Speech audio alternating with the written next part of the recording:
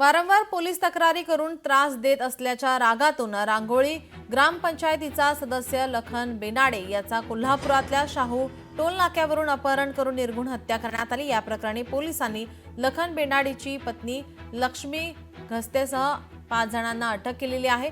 बेनाडेच्या मृतदेहाचा शोध सुरू आहे।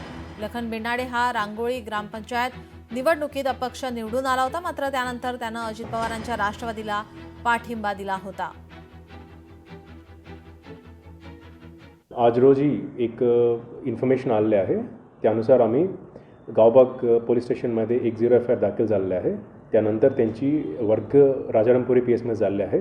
478 2025 राजारामपुरी PS मध्ये तो CR नंबर म्हणून तो CR नंबरमध्ये एक गुन्हा दाखल झालेला आहे 1031 मर्डरची अनुषंगाने।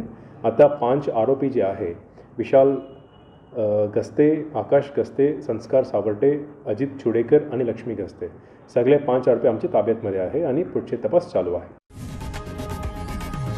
लोकशाही मराठी ऐका, पहा, जागरूक रहा।